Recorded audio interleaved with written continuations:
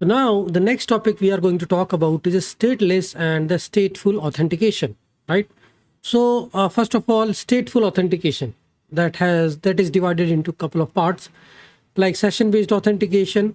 And so what happens in a session-based authentication? Let's talk about it. So server creates a session and it stores the session once the user logs in. A session ID is generated and sent back to the client, usually in the cookies. So client include that session ID or the cookies in each and every request. Server validate it. This session can also be stored in the memory, in the Redis, in the database. So what really helps? How it really works? User logs in, credentials are sent to the server. Server verify the credentials, create a session and stores it. Session sends the session ID to the client. Client include the session ID in the subsequent request. Server validate the session ID before granting the access. So this is like a stateful authentication using session based. It is more secure, data remain on the server, easier to revoke access by just deleting the session in the Redis or storage. It works well with the internal or a monolithic architecture. Now let's talk about stateless authentication. So first of all, what is stateless? Like JSON Web Token, a self-contained token used to authenticate user without storing the session on the server. That means everything is token. We don't need to worry about storing anything on the server. It is stateless. That means we are not storing the state on the server. And you know JWT token contains header, payload and signature.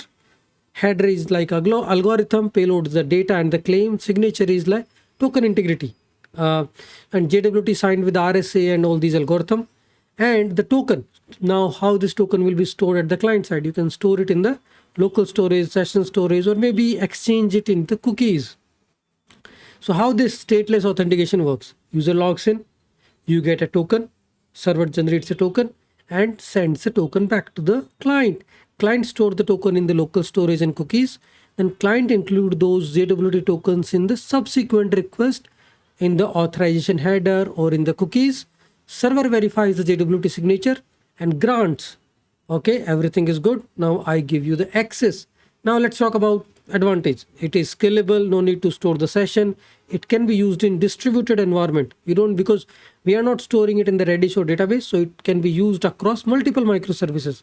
Faster authentication, works well with the microservices in distributed architecture, can be used for single page application. Now, choosing the right approach. You can use a session based or JWT token based authentication.